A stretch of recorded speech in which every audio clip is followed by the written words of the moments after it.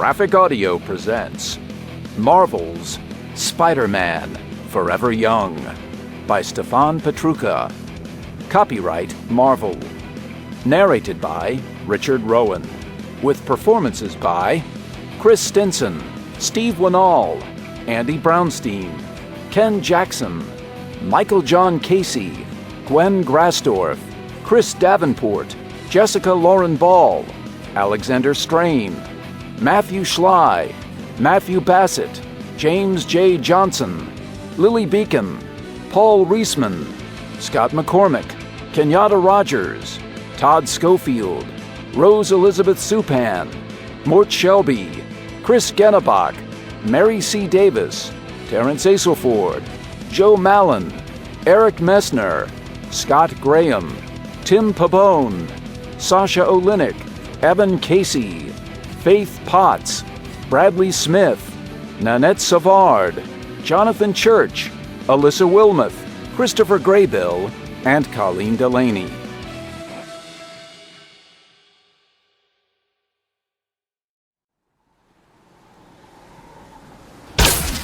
The instant Peter Parker's fingers lifted from his palm, he snatched the end of a thick strand shooting from the nozzle strapped to his wrist. The strand went taut, sending him curving through the air, leaving New York City a blur. While his uncle's death had first motivated him, there was another big reason Peter fought crime as Spider-Man. He liked it. Swinging and diving, leaping and latching, moving from flagpole to building, scuttling along walls, it all felt good. Pretending to be an average Joe, on the other hand, made him feel like a runner forced to wear lead shoes. It wasn't that he felt more himself as Spidey, but he did feel allowed to be more of himself.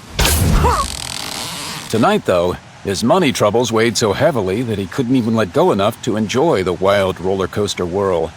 Despite the sharp mind that created the web fluid and shooters, despite the proportional strength, speed, and agility he'd received from a radioactive spider bite in high school, Spider-Man kept thinking about all the things he couldn't do. I can't believe I sold my scooter and still can't afford a lousy half-price matinee. Or books, or food, not to mention rent. At the peak of the pendulum arc, he released his grip, felt a brief sensation of flight, and then landed flat on the white brick surface of a pre-war building. If water wasn't included with my apartment, I'd die of dehydration. Sitting on a corner ledge, he tugged at an uneven fold in his mask that had been making the back of his neck itch. Man up, Parker! Plenty of people don't even have clean water.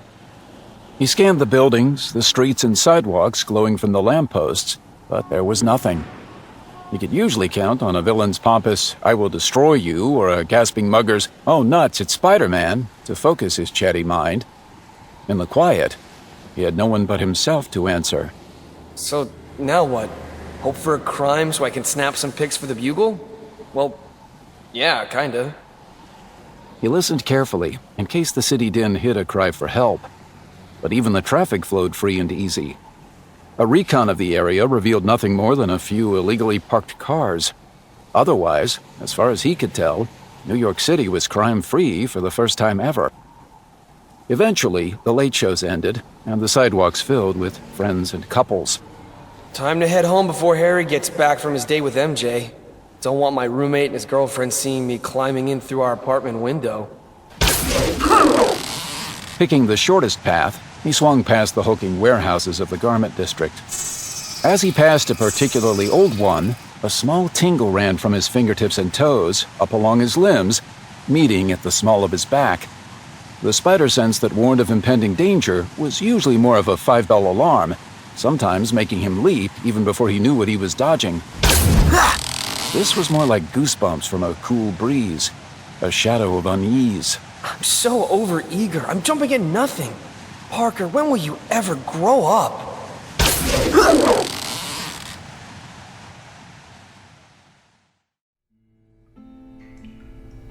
Standing alone inside the decrepit building, 89-year-old Silvio Manfredi figured he'd left behind any need to grow up a long, long time ago. His street name, Silvermane, said it all. He was the leader of the Magia, the city's largest criminal syndicate. He was the silverback, the alpha male, and for decades now, a target for anyone eager to take his place. In his line of work, any sign of weakness was death. Silvermane couldn't just be on top. He had to make sure everyone saw him there, even when it came to fashion. The right business suit meant dominance. The right gun meant the guy carrying it knew how to use it.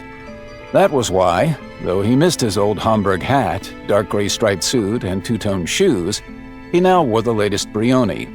And why, rather than his old Tommy gun, he always carried a sweet little piece that could spray 420 rounds a second. Experience had also taught him how to smell a threat. So when the pug-faced attorney, Caesar Cicero, had pleaded with him not to come to this warehouse without backup, his nostrils flared. Good advice? Yeah, sure. But lawyer talk always had more than one meaning. Silvermane's ambitious second-in-command was probing for weakness, searching for signs the old man had grown feeble enough for him to make a move. But Silvermane hadn't fallen for it. The city's crannies hid the bodies of hundreds of chumps who trusted important duties like this face-to-face to some lackey. He should know. He'd put half of them there. So despite his aches, a hip that creaked when he walked, and a bum heart that threatened to take him out faster than a hitman's bullet, Silvio Manfredi had showed up all on his own, refusing so much as a single bodyguard. If it was a setup, he'd have smelled that too. But as the minutes ticked by and he remained alone, the cold making its way into his bones, he had to admit that, signs of weakness aside, death was death too.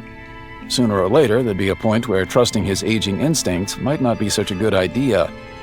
3 times he'd forgotten the address. When he checked the flip notebook he used for the special kind of info that only a fool would trust to a digital what's-his, he could barely make out his own scrawl. Afraid the tremors had returned, he held out a hand.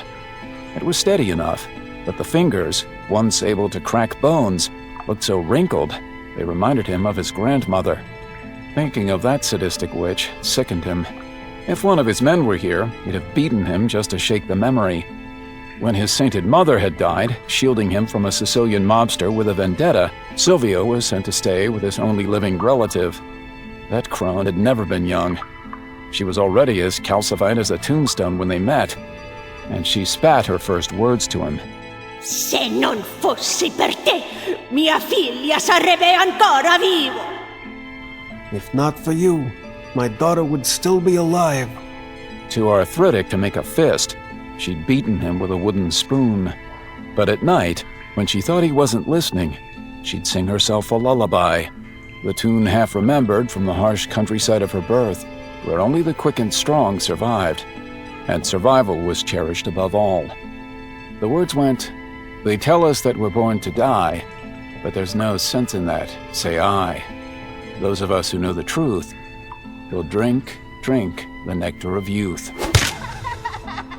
When the wooden spoon cracked, she stole the few coppers his mother had left him and bought herself a new one made of steel.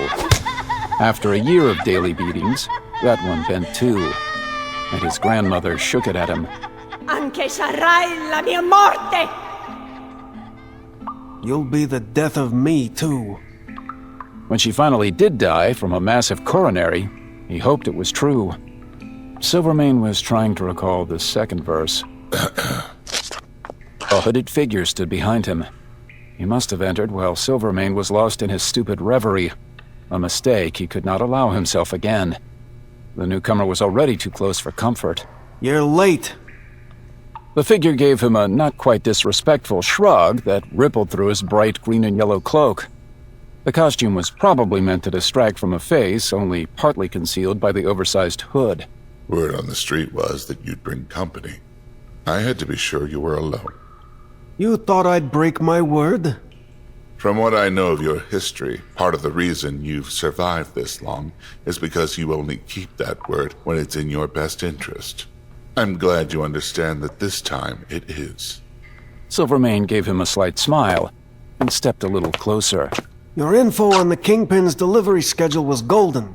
You've got nothing to fear from the Magia. What should I call you? The schemer. Okay. Call yourself Lady Gaga for all I care. So, now that we've bonded, what can I do for you, schemer? More like what I can do for you. The figure held out a thick file. I know you prefer printouts.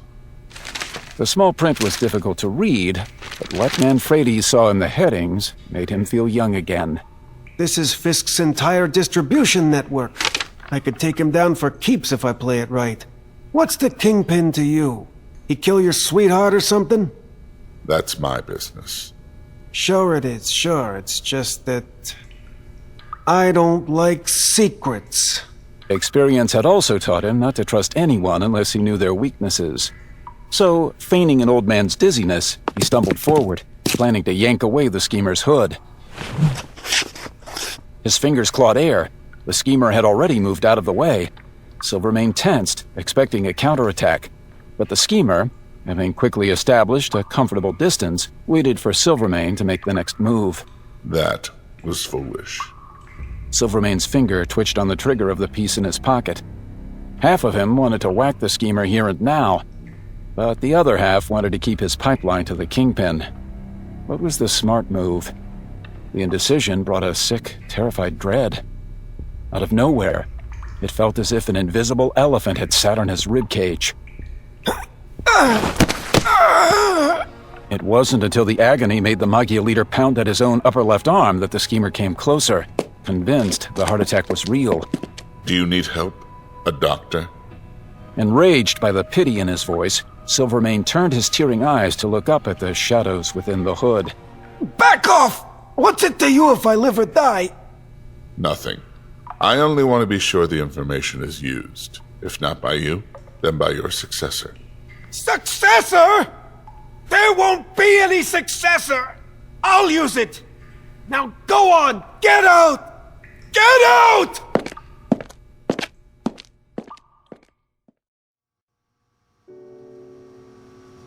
In the sleek office building rising above Hell's Kitchen, the Kingpin's conference room held both trusted advisors and hired muscle. By and large, the muscle knew that only advisors were allowed to speak here, but the newest hire, the high-cheeked Tommy Tuttle, had yet to learn. So, what are we looking at here, boss? His train of thought interrupted, Wilson Fisk, a.k.a. the Kingpin, shifted to look at Tommy. Hoping his angry glare was enough to make his point, Fisk turned back to the image projected on the wall. The delicate carvings are beautiful, Wesley, even hypnotic. I understand your obsession with it. But how can this artifact put my organization back on top? It's a treasure map, Mr. Fisk. A key to the greatest secret of all time.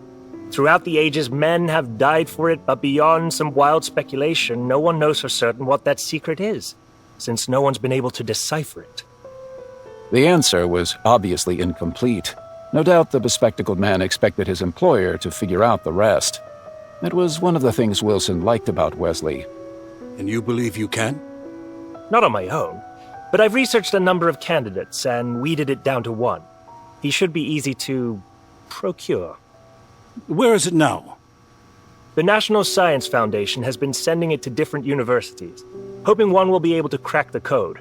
Right now, it's on exhibit at Empire State University. It'll be easy to snatch it from there. What do they got? A bunch of bearded profs with padded elbows?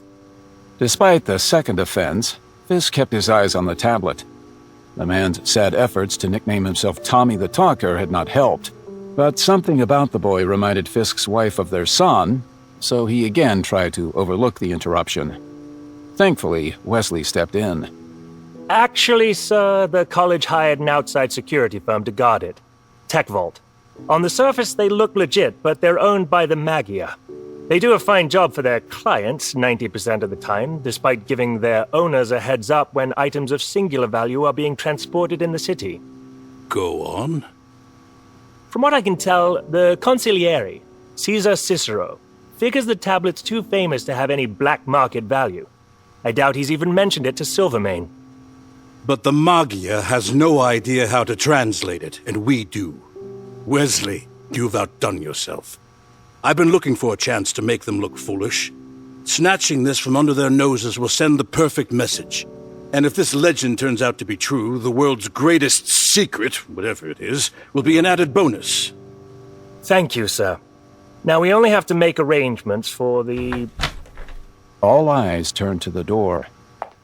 At first, the Kingpin was annoyed by yet another distraction, but when he whirled and saw the source, he felt his fierce expression melt into that of a vulnerable child.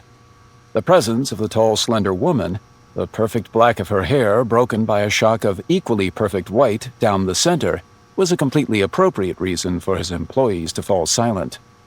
Vanessa, my love. Vanessa Fisk returned a cooler version of his love-struck look. Forgive the interruption. Remembering his seldom exercised manners, the Kingpin rose, his abdomen moving the table back an inch. No, there will never be a need for you to ask forgiveness from me. She was about to touch him, but did not. I tried waiting, but I feel as if I'm going mad. I just heard from one of our son's former classmates. He said Richard was despondent before he left on his ski trip, and I can't stop worrying about it. The intimate subject didn't surprise anyone. He and his wife often acted as if they spoke in private, not because the world didn't matter, but because they had the power to put it on hold. Is every college dropout a licensed therapist now? Your heart is so large. I've seen you weep at the sunset.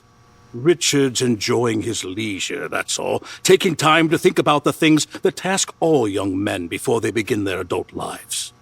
The lack of an immediate response puzzled Fisk. She looked as if she was wrestling with a dark cloud inside her. A fear. Or a doubt. Wilson, is there anything you're not telling me? Of course not. Vanessa, I would never lie to you. That's right, Mrs. Fisk. Fisk gritted his teeth. From the corner of his eye, he saw Wesley grab the youth's wrist and squeeze it hard. How can I be sure of that when you lie so well to others? What? Because I love you. You and Richard are the center of my life, all that guides and drives me. Frowning, as if not entirely accepting his answer, she left.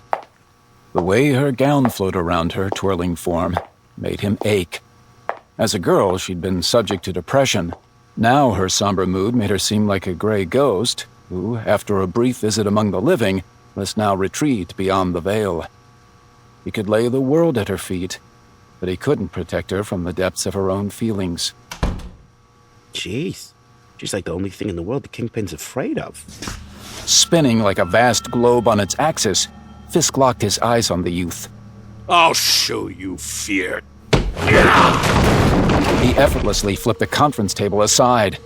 Tommy, having seen hippo attacks on video, knew how deadly the heavy beasts could be. The Kingpin was twice as fast. Still, when the first punch didn't send him squarely into the bliss of unconsciousness, he hoped the beating wouldn't be so bad. Tommy knew he deserved a lesson. He'd never been able to keep his mouth shut. It was only after the fifth blow began to flatten his high cheekbone that he realized Fisk was keeping him awake on purpose, so he would feel every second of the pain. No one mentions my wife. No one.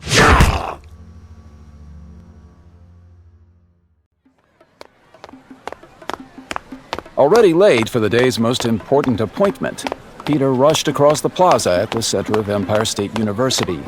He was concentrating on trying not to run too fast when a pat on the back startled him.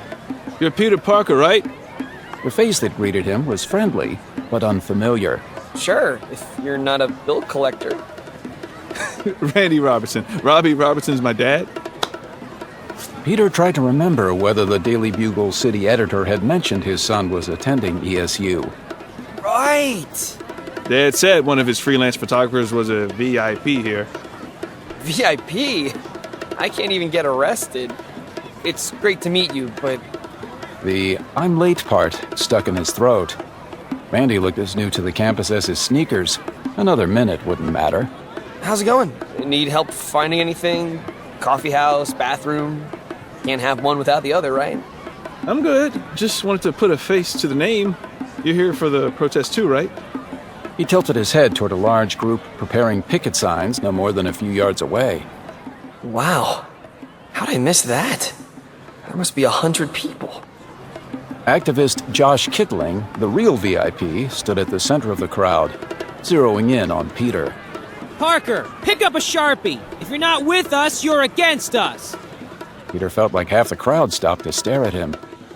What is it exactly I'm for or against? Way to stay on top of things. Kittling made his way over to Peter and Brandy and pointed across the plaza toward the exhibition hall. That old rock on display isn't drawing the donations they hoped, so admin's planning to spend $10 million to renovate the building. We want that money for needs-based scholarships. Kittling was usually right, but not always. Afraid of whatever devil might be in the details, Peter hesitated to offer his full support. I don't know. Maybe fixing up the old place will bring in the money to help fund financial aid. 2 birds with 1 stone, right? We've been through the numbers, friend. It's time for action. Sheesh. I like the guy, but last time we talked, I almost wound up on a pontoon boat chasing down leaky oil tankers. I'm all for the environment, but somebody has to stick around and fight the supervillains. I want to hear more, Josh, but I'm running late. Right. I'm sure it's much more important than keeping corporate culture from destroying our education. Ease up. You don't know what he's got going on. All I need to know is that he is not standing with his community. After years of being bullied as a bookworm, Peter was dying to tell everyone exactly what he stood up for as Spider-Man, but he couldn't. As tight as his jaw was when he exited the plaza, it went slack when he saw Gwen Stacy. She was standing with her shoulders against the coffee bean storefront, her books pressed to her chest. The way her face brightened when she saw him made him suddenly aware of how nice the weather was. Hey, boo! He trotted over. She put her cheek out for a kiss, which he happily provided. See the raging protest? Yeah, sure you don't want to hang around and attend? By the time we're back from Queens, Josh and co will probably take Manhattan, the Bronx, and Staten Island too. And miss hearing you quote old song lyrics? Never. Besides, I already signed the petition and wrote to the dean. There's a petition? We have a dean? She slapped his shoulder and tugged him toward the subway. Classrooms, too. I'll tell you all about them on the way to your aunt's.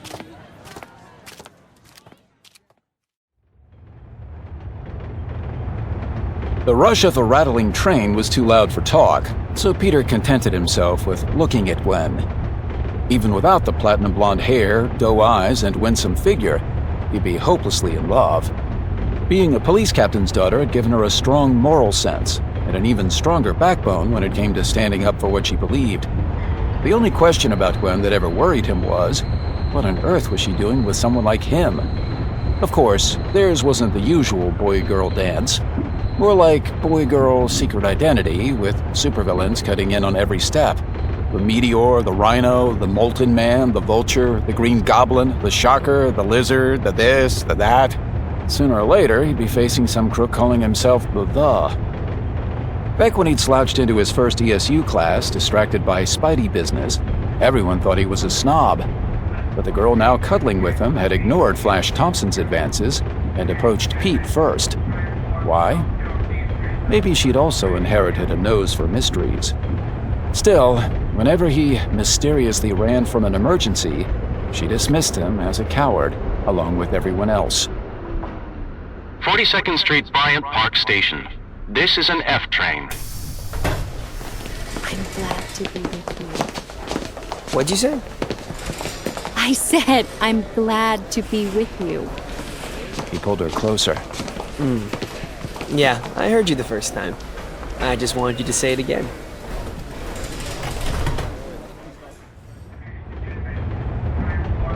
In time, when MJ started hinting Gwen had more than friendly feelings for him, he couldn't wrap his head around it. Even when Gwen herself said she had a crush on a bashful brown-haired biker, he thought she was kidding. Forest Hills 71st Avenue Station. This is an F train. A nudge to the shoulder brought him back to the present. Here we are, beautiful dreamer. Huh? I thought you liked old songs. Yeah, right. They exited onto the elevated platform at Forest Hills as lunch hour peaked. Peter tried to make a point of chivalrously clearing a path. Not that he'd ever been a perfect suitor. On their first date, he'd forgotten she was a fellow science major. That time, though, when he returned after vanishing to fight Dr. Octopus, she didn't call him a coward. She wrapped him in a huge hug, genuinely afraid he'd been hurt. That made him think. Or rather, it made him stop thinking for a change. As they walked arm in arm down the tree-lined streets of his old neighborhood, he kept wondering why he didn't tell her all that. Chatter though they might about every other topic imaginable, he always held back, never letting her in all the way. The same distance he was forced to maintain with everyone now dogged his time with Gwen. She sensed it, of course. His denial of the obvious had become a personal cliché. Penny for your thoughts? You'd be shortchanged, Gwen. He could have said he was worried about Aunt May. It was true enough. When Peter left home to share a village apartment with Harry, Anna Watson, Mary Jane's aunt, moved in with the woman who raised him. A few days ago, Mrs. Watson had reported that Aunt May was feeling poorly, and he hadn't had a chance to visit until today. But that wasn't all he was thinking, and giving Gwen less than the whole truth would feel like an insult. Why do I always go for the silent type? Huh? Never mind. When they walked up the path to the modest two-story home, his supposedly under-the-weather aunt opened the door before he could knock. Peter! Despite the well-earned wrinkles, her face was bright, her smile strong. He pecked her cheek. Someone's got her dancing shoes on, huh? Mrs. Watson said you weren't feeling so well. Nonsense. Don't listen to her. I feel strong as a lion, especially when my nephew visits. You two have been seeing quite a bit of each other. Oh, I hope you don't disapprove, Mrs. Parker. Disapprove? Sounds as if you're more serious than I thought. All I can say is you've made a silly, sentimental old lady very happy. An oddly quiet Anna Watson joined them. Peter set his secrets aside for the next few hours. Sipping tea and eating cookies, he let himself enjoy the rare feeling of being part of something, of a family. That Gwen was part of it too made it all perfect. That woman's eyes are as bright as a newborn's. With someone like that raising you, it's no wonder you're ever so slightly special.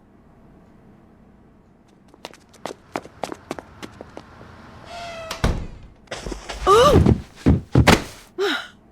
As soon as Peter's only surviving relative closed the door, Anna Watson raced over to keep her from collapsing, then helped her to the couch to lie down.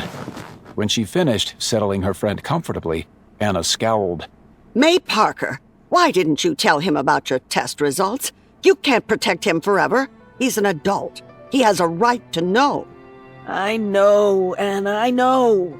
May turned her face toward the afternoon sun shining through the window, revealing yellow traces in the whites of her eyes.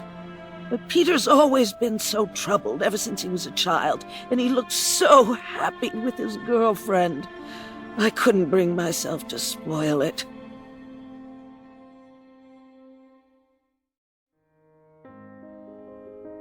Burying the churning mix of rage, fear, and guilt that haunted his feelings for Vanessa, the Kingpin forced himself to focus on the news. Their number's now over 1,000. We're hearing unconfirmed reports that the students may try to take over the exhibition hall. The occupation of academic buildings has been part of student protests since the 60s, but... Despite their naive ideals, the protesters were admirably organized. Using real-time connections to support groups such as the ACLU, they'd achieved a wealth of media coverage in just a few short hours. Campus security, surprised by the size of the event, was barely equipped to control the current crowd, and it was growing by the minute. It was as if the very sky had parted just for Fisk. Events had moved so swiftly, he doubted that the Magia front security company Tech Vault had had the time, let alone the interest, to increase its presence at the hall.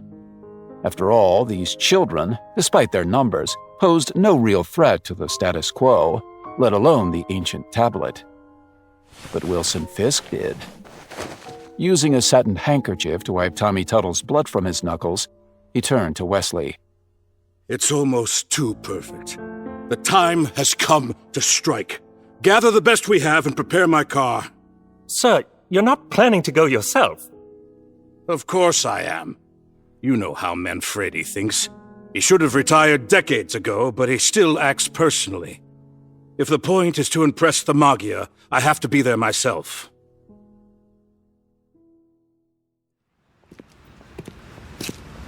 Stressed as he'd been lately, Peter managed to maintain the cozy feeling of home, even after Gwen had left the subway a few stops early to study for an evening class.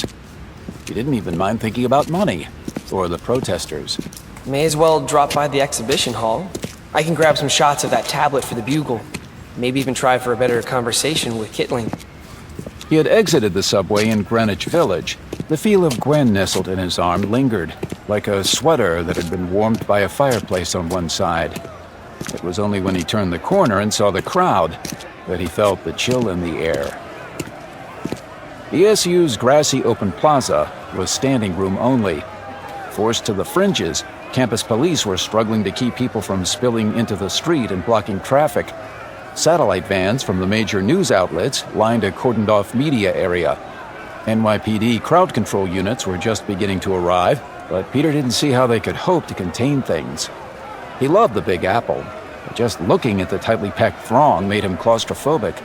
The crowd control units nearby looked like they were sporting tear gas canisters, and the students weren't organized the way he'd seen in other protests like Occupy Wall Street. This felt more like an overcrowded concert where a stampede might get someone killed. The mass, insofar as it had shape, centered on a small group passing out signs and pamphlets near the hall's entrance. Peter weaved closer, using his press pass to get onto the plaza and his student ID to get beyond the cordoned press area. Turns out having multiple identities isn't always a bad thing. The first face he made out was, of course, Josh Kitling. He was literally standing on a soapbox, megaphone in hand. The second was Randy Robertson, who looked somewhere between impressed and overwhelmed. His face brightened as he saw Peter. You joining us for the takeover? Before Peter could answer, Kitling wheeled the megaphone his way. Finally decided to man up, Parker? Josh, I totally agree about the financial aid. I couldn't afford it here in a million years if it wasn't for my scholarship. Exactly, bright boy. That scholarship makes you bought and sold, while the rest of us who scrimped and saved to get here are being forced to drop out left and right. Yeah, you're right, but I barely made it this far without getting trampled. If you start a takeover with this big a crowd, and someone starts shoving, there could be a panic. People could get hurt. Have you at least given the administration time to respond? Time? You kidding me? We've got the eyes of the world on us right now. If we don't ride this wave, the press will be gone by morning, along with the biggest reason admin has to meet our demands. Look around, Josh. Is it worth the risk? My answer's yes. What's yours gonna be? You gonna be part of the solution? Or hide in the back? Like a coward! Peter knew that Kitling was talking more to the protesters than to him, but the jibe still hit its own very special nerve. Peter clenched his fists. Trying to get away before his rising temper made things worse, he shoved through the densely packed protesters. They all but popped into an empty space beyond a line of sawhorses that blocked the steps to the hall. Two private security guards wearing riot gear stood at the door. Seeing Peter, one held up his hand. Back off. No students past this point. The massive crowd was clearly making the man nervous. Really? I thought the place was built for students. One guard stomped toward him. Peter flashed his press pass. Look, I'm just here to take some pictures of the tablet. The guard stepped aside. Seeing this, some of the students came forward, pushing aside the sawhorses. Panicking, the guards raised their shields and batons. Peter tensed, but Kitling ordered the students back. Not yet, not yet! We go in a small group, and together! Huh. Maybe he was listening to me about the crowd. Either way, the takeover will begin in earnest soon. What can I do? Unsure of the answer, Peter went inside, marched down a long hall, and entered the main gallery. At least I can get a look at what all the fuss is about. Surrounded by 4 more security guards, the only thing on display in the huge marble-tiled room was the tablet. It was surprisingly small, maybe a foot across. Even the signs surrounding the case dwarfed it. He skimmed a few sentences. The legends about its origin were vaguely interesting, but after hitting the word unknown for the umpteenth time, he stopped. Sure takes a lot of words to describe something they don't know much about. As for the tablet itself, the ancient writing had a nice swirly thing going for it, if you liked hieroglyphs. The fact it had survived thousands of years provided a passing sense of wonder. But ultimately, Peter found the display more interesting, probably because he knew the molecular structure of its super-strong transparent polymer. He aimed his camera, thinking of the notes Robbie Robertson had given him about composition, which were much more helpful than Editor-in-Chief Jameson's go-to critique of, "This stinks." He took some shots he hoped would make the little rock look more impressive to an untrained eye, such as his own.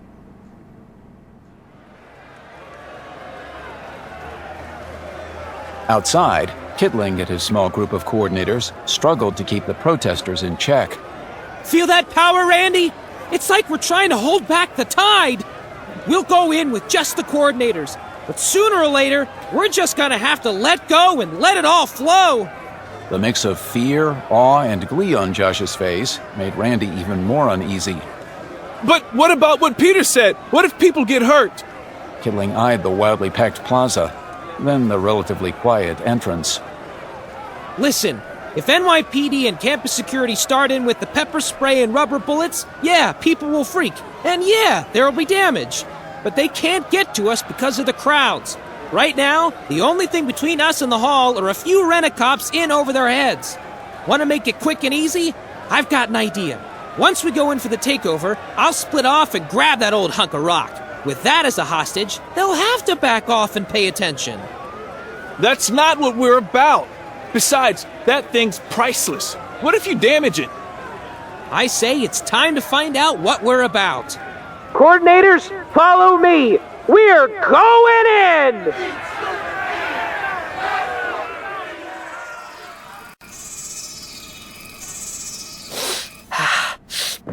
A horrific pounding sent Peter running back toward the entrance. He was halfway there when the doors opened, and about a dozen students swarmed in, led by Kittling. The two guards stumbled backwards into the hall, dropping their nightsticks and drawing their sidearms. Seeing the weapons brought the students to a halt. Moving a bit faster than a human should, Peter raced toward the guards. Hey! Put the guns down! Those are students! They're just demonstrating! The guards turned his way. I don't give a damn about their protest. We were paid to guard that tablet, and that's what we're going to do. They leveled their handguns at the protesters. Back out! All of you, now! Though clearly frightened, Kittling held his ground. You shoot, and the people out there will tear this place apart! The steadier of the two guards aimed at the floor and nudged his partner to do the same. No one wants to shoot anything, just back off! We're not going anywhere! You, stand aside! Peter relaxed slightly. Stalemate for now. I could switch to Spidey, but what good would that do? Wait a minute. He held up his camera and snapped a picture. Instantly, one of the guards covered his face. Put that down! In response, the defiant students held up their phones. They took photos, began recording videos. Not only am I making these guards think twice, I'm getting some great exclusive shots. Kittling's admiring glance was cut short. A glimpse through the window of rising smoke told Peter that something at the far edge of the plaza had exploded. The crowd was panicking. The police were already rushing toward the blast site, taking them even farther away from the exhibition hall. Peter couldn't see whether anyone was hurt, but at least the crowd was thinnest there. Why this spot? Why this timing? It's almost as if it was intended as a distraction. At the end of a long hallway, an emergency door tore loose from its hinges. 6 armed men marched in. Though dressed like the protesters, they moved with military precision. Behind them, an oversized limo was visible in the service alley. With the police focused on the plaza blast, they hit the side of the hall facing the street. A larger shadow appeared at the fallen door. At first, Peter thought it was 3 more men, but it was only one. Wearing a tailored jacket and vest more suitable to a gala than a heist, a massive figure stormed ahead of the gunman.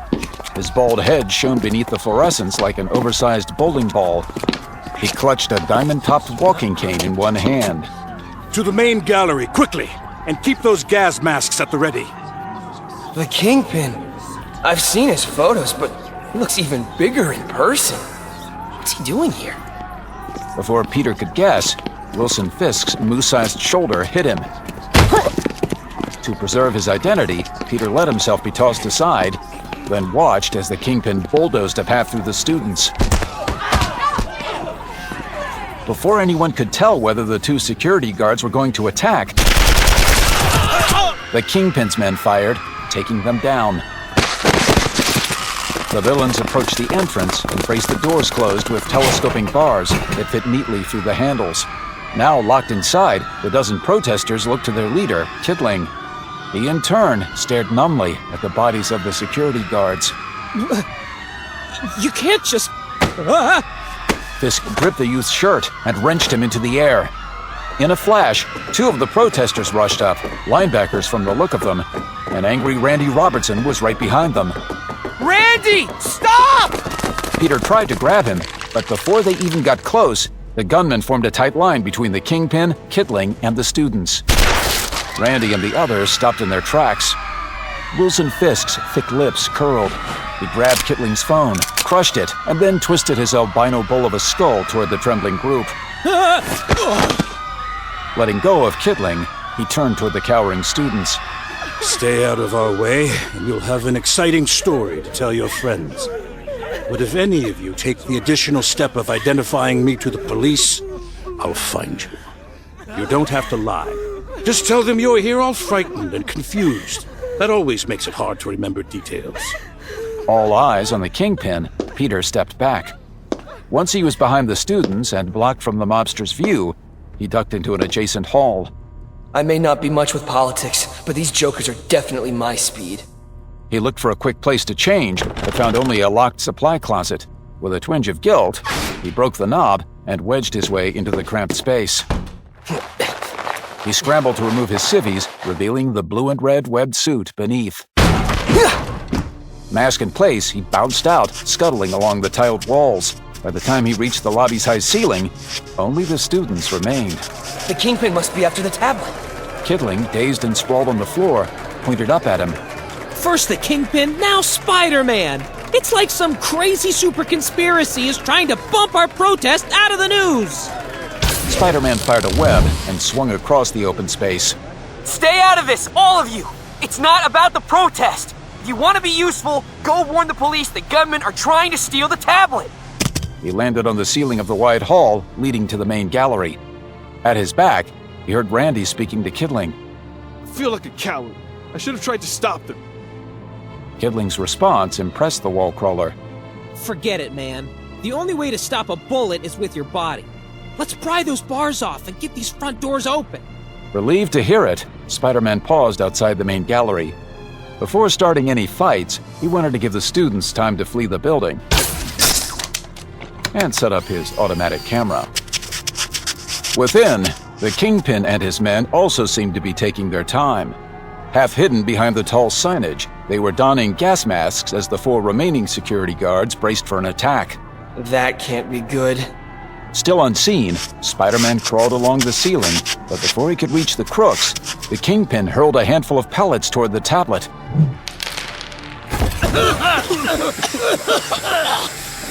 They released a curling green mist. The guards clawed at their throats. Make sure those masks are on tight. That gas is powerful enough to knock me out. As the guards fell, the Kingpin strode up to the display case and raised his walking cane. At first, Peter was confident the polymer would withstand the blow, but it didn't. The diamond at the tip of the Kingpin's cane cracked its surface. Is he hiding a jackhammer in that tux? Another shot like that, he'll shatter the case.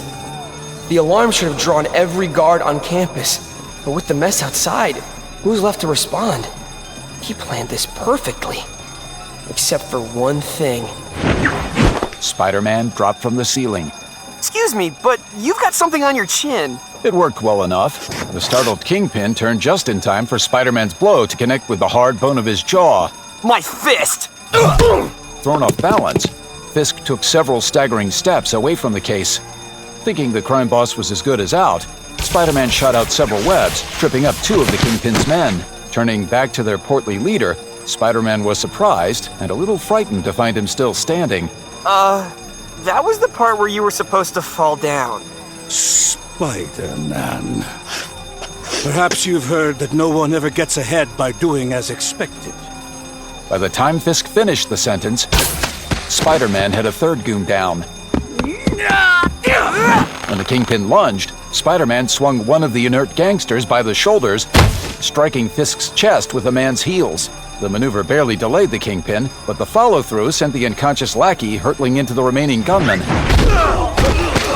In one move, he'd taken the last of them out of play, but the Kingpin held another surprise: his speed.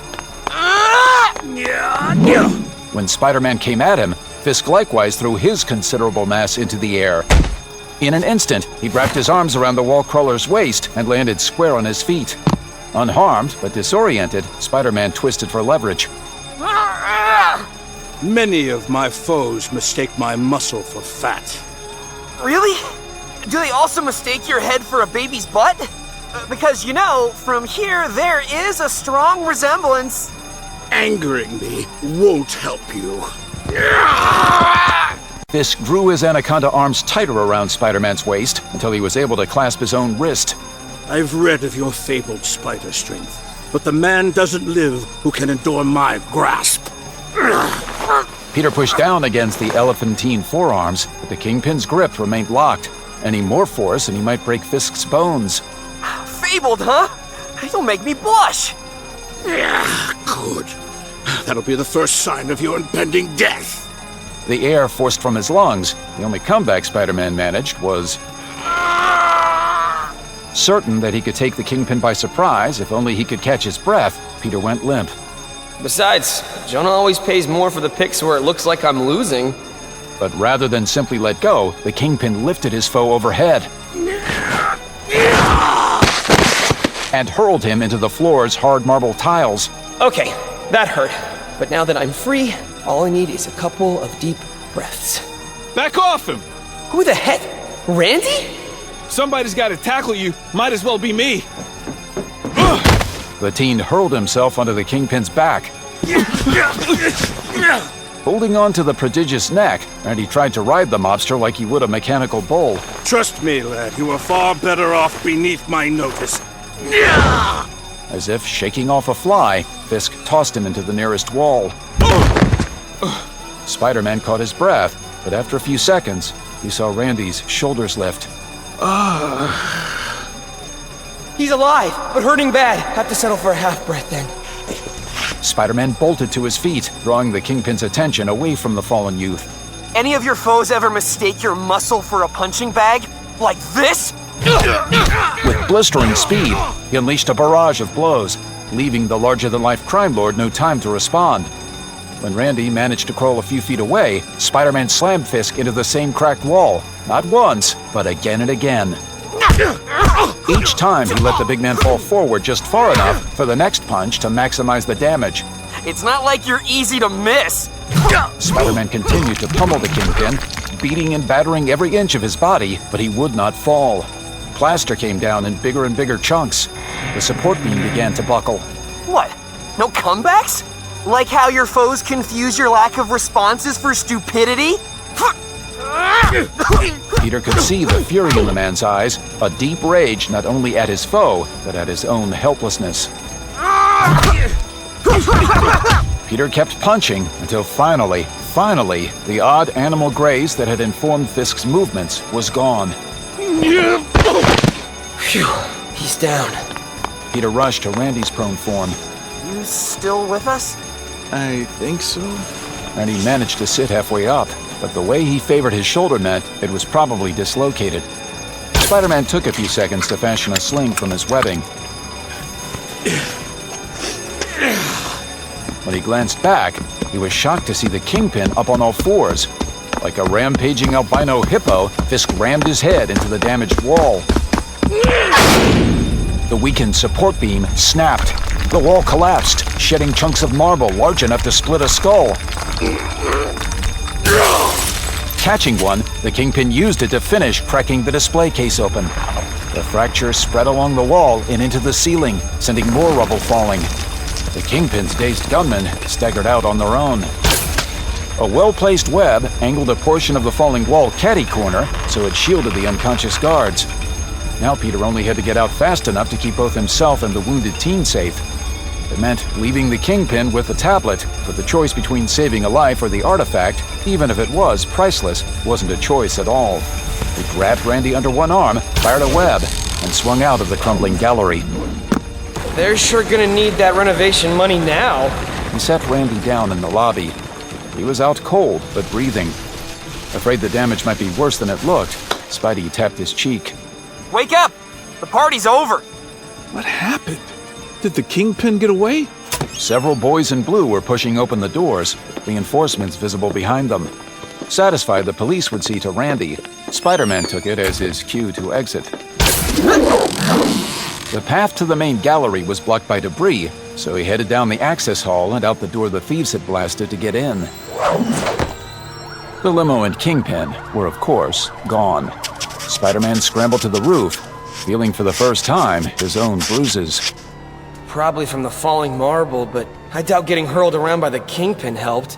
I feel like I've been wrestling a roller coaster. Other than his aches, the first thing he noticed was the plaza. The crowd hadn't exactly thinned, but it was grouped in smaller pockets. The closest was right below him, in front of the hall. There, under the watchful eyes of the press, dozens of student protesters, Kittling among them, were being led by police into paddy wagons parked along the concrete paths. They're pressing charges? For what? Hold on. They don't think the students are responsible for the bombing, do they?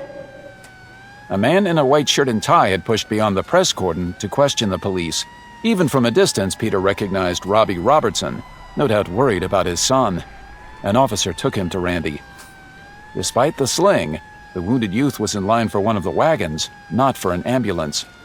Jeez, that's a hell of a first semester at college. The best way Peter could help would be to catch the real bomber and bring back the tablet. The service alley was still empty, but in the distance, a delightfully conspicuous limo sped along 6th Avenue. It was just big enough to carry someone whose muscles could be mistaken for fat. Like the man said, someone's got to stop you. It may as well be me.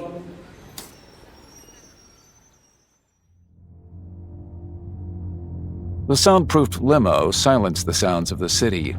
Wesley's voice came over the speakers. I've erased the whole security tapes as planned, but I assume, sir, you're aware you're leaving a trail a mile wide. Of course. The police are busy at the campus, and the car's low-intensity lasers are scrambling the traffic cameras as we pass. The students will be too terrified to identify me, and the 4 guards we left alive never saw me. As for our last witness, that twitchy crusader, I want him to follow. Why expend the energy to hunt him down later when I can destroy him in the comfort of my home? As you say, sir. The question had been answered, but the connection remained open. Some other curiosity I can satisfy, Wesley? Apologies, Mr. Fisk. I know I'll be seeing it shortly, but what's it like? The Kingpin saw no harm in indulging his assistant. He ran his finger pads along the stone's intricate writing. Each pictograph was so uniform, it was as if they'd been engraved by machine. It's strong, Wesley. Like me. I want to secure it in the vault upon my arrival, only a temporary precaution. You should be able to begin work in a few hours. Thank you, sir. Wesley hung up, but the Kingpin continued to stare at the tablet. Holding the greatest secret in all the world made him think of his own secrets. Sooner or later, Vanessa would learn the truth. Richard was dead. She would leave Fisk, and without her love, without an heir, whatever he was would fade in time. This rock held an advantage. It had existed for eons and would exist for eons more. By doing nothing other than simply being, it had bested him. Well, if nothing else, luring the spider into his web would provide a distraction.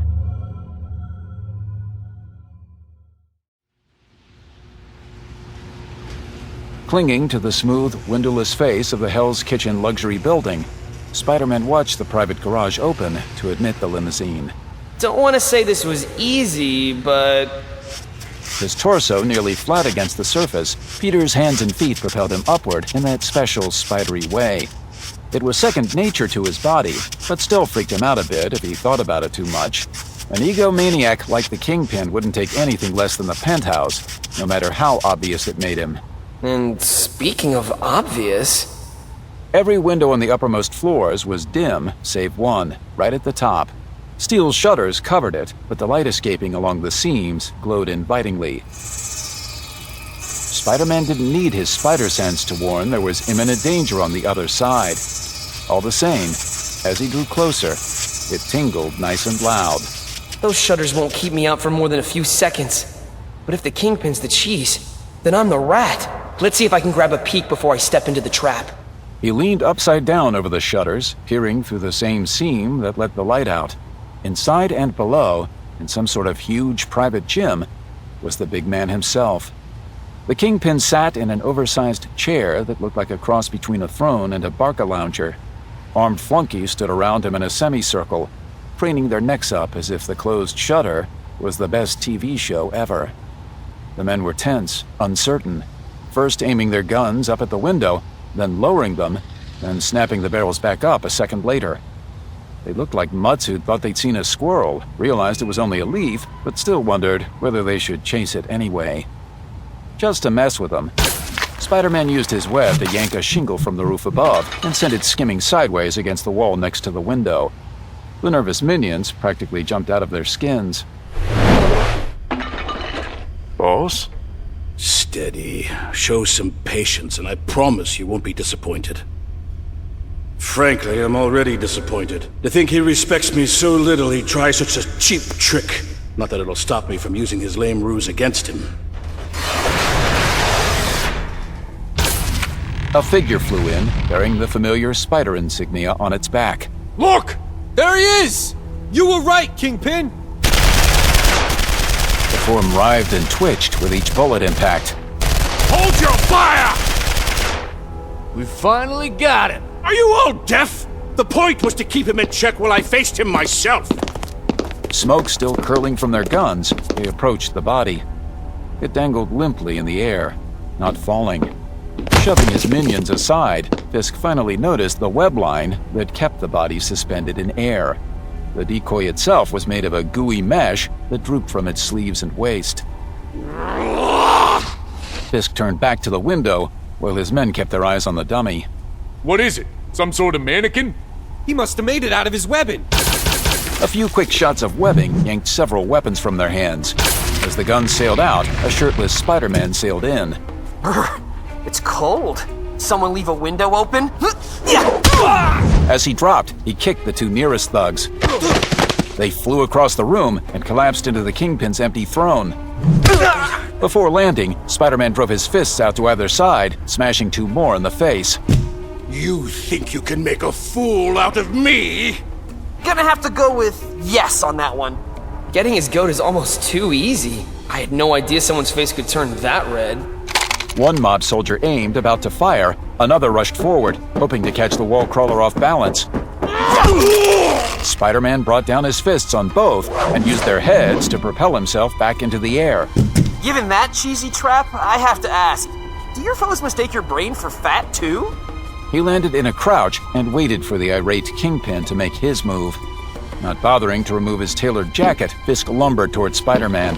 He shoved his own remaining men out of the way with such force that one slammed into another. Sheesh! If that's how you take care of your employees, no wonder Mommy and Daddy never got you that puppy. Expecting the fuming Kingpin to keep coming straight at him, Spider-Man leapt to meet him halfway. But Fisk somehow stopped short, defying the physics of his own forward momentum. One second, the wall crawler was sailing through the air. The next, both wrists were caught in a vice-like grip, his spider sense screaming, too late. The Kingpin had reached out faster and farther than Spider-Man believed possible. Pivoting at the waist, Fisk hurled him straight into the web mannequin. No! Stupid! I hated it to him! With no time to maneuver, Spider-Man felt his arms sink into the gummy sludge. Angry at himself, he pulled and tore, but only entangled himself further. His web fluid could assume three forms: swinging strand, webbing, and thick globs. The adhesive quality faded fast when exposed to air, but the globs he'd used for the dummy had a sticky, gooey center. Damn it, how many times have I made fun of some struggling crook tightening my web?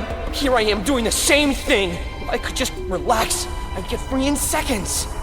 But seconds were all the Kingpin needed. His trunk-like right arm pulled back for the first punch. Still stuck, Spider-Man managed to swing the hanging mannequin and himself out of the way. The ham-sized fist caught the exposed edge of the meshed web, sending the ensnared wall crawler into a dizzying spin. Look at you now! Your mannequin put up a better fight. The next attack came with startling speed, but Peter's spider sense told him when to move. The Kingpin's fist flew through empty air and down into a heavy oak desk. Off balance by the strength of his own strike, Fisk had to reach backward to keep from falling. How long do you think you can keep dodging me? Arching his back against the mannequin's exposed surface, Spider-Man wrenched his legs free. At least until you change your mouthwash. Spider-Man's left leg kicked out awkwardly, allowing the Kingpin to grab it by the ankle. He didn't see Spidey's right leg coming, though, until it was too late. The kick sent the Kingpin tumbling backwards over the broken desk. With more of the mannequin's goo exposed to the air now, Peter pulled himself and his shirt free. Unrestrained, he tucked the shirt into his pants, hopped to the wall, and scooted across. Rising, the Kingpin tried to swat him off with a contemptuous backhand, but thanks to his spider sense, Spider-Man was already jumping back to the floor. That was close. I'm still underestimating him. Fortunately, he hasn't seen everything I can do either. Executing a mid-air flip that would break a normal person's spine, Spider-Man wrapped his legs around what he could find of the Kingpin's neck and pulled him down hard.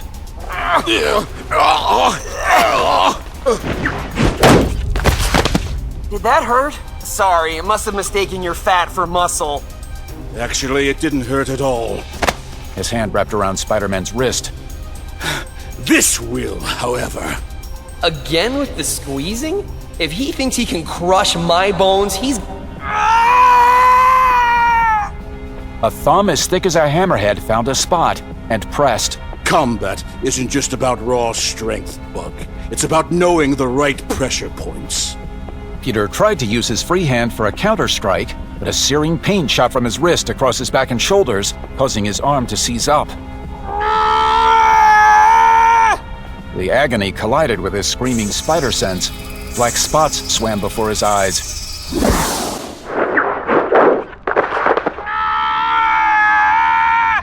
Something more than the night air hovered outside the broken window.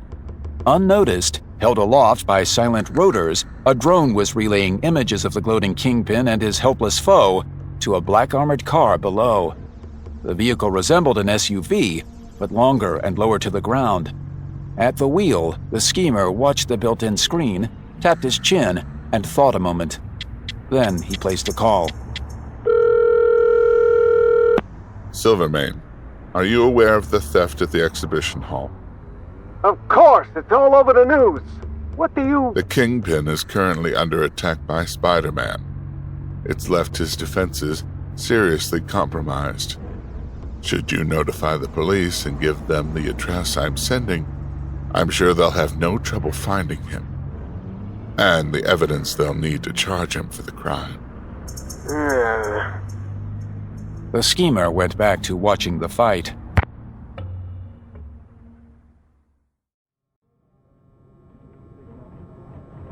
On the second floor of a venerable brick precinct house a few blocks from ESU, city editor Joseph Robbie Robertson turned away from the window to face his son. The group outside was a fraction of the mob that had occupied the plaza, but he worried it was about to grow.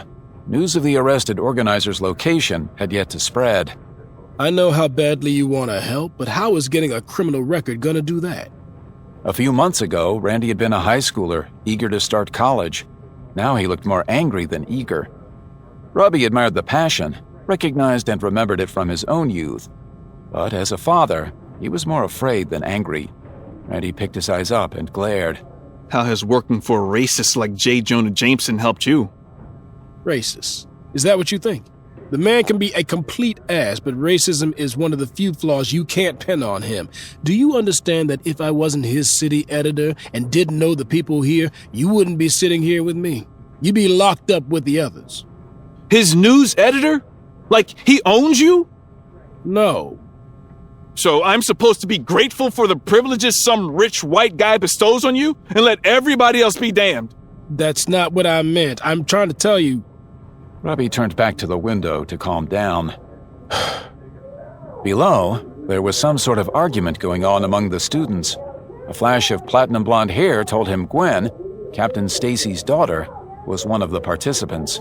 He wondered what issues Stacy had with his daughter, but doubted it was the same as his own problems with Randy. Either way, it looked like everyone had something to be angry about that night.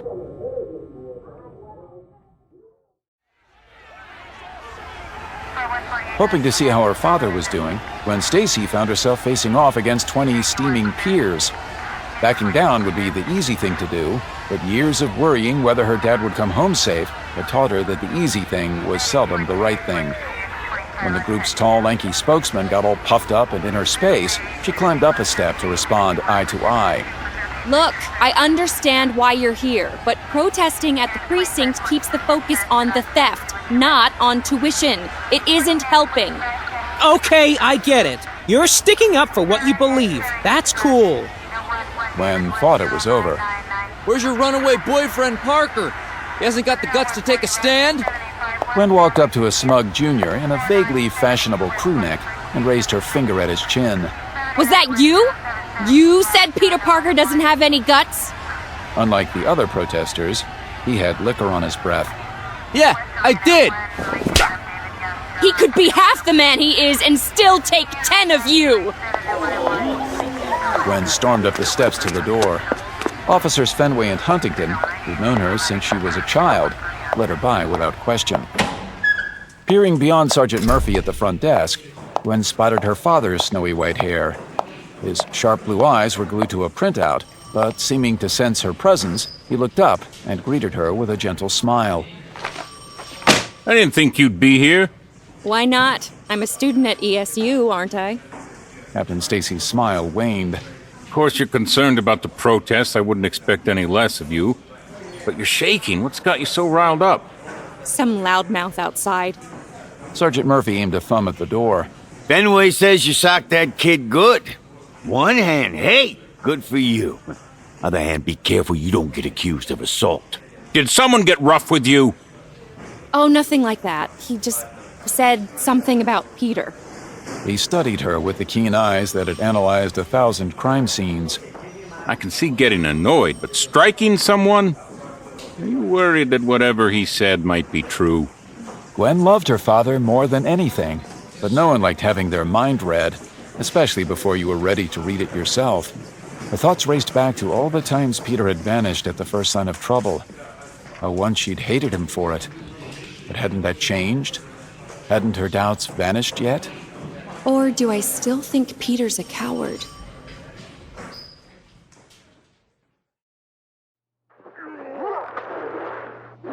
In Hell's Kitchen, Wesley watched his boss grapple with the impressively brave Spider-Man. Seated comfortably in the security office, with cameras covering every inch of the penthouse save the private quarters, Wesley had a perfect and perfectly safe view.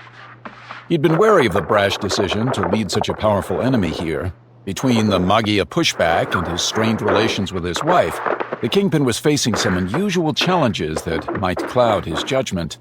But it looked as if his instincts had been correct, as always.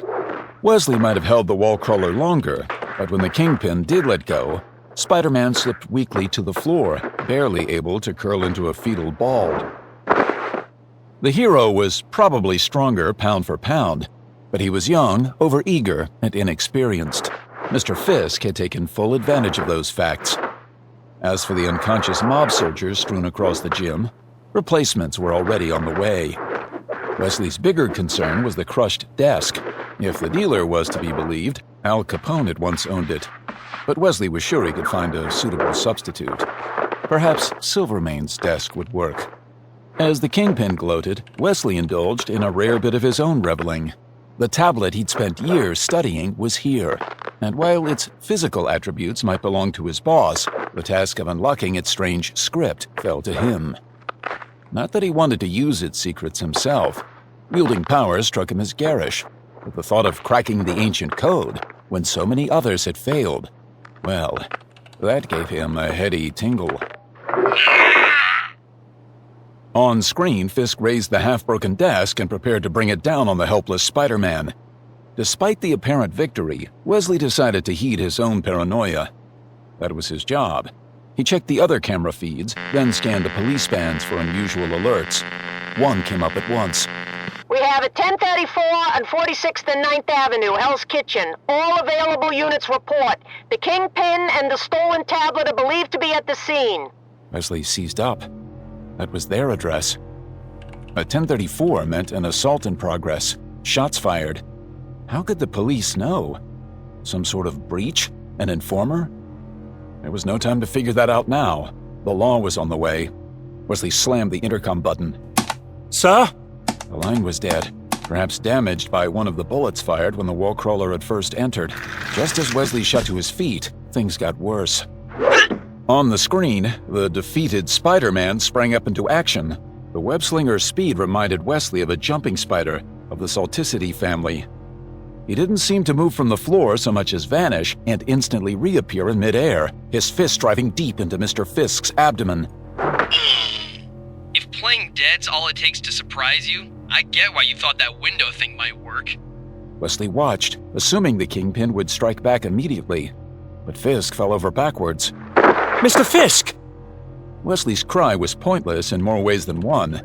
He could hear the combatants, but they couldn't hear him. Sirens? So soon? Thanks to the recent setbacks, Wesley had managed to broach the subject of a police raid with his boss.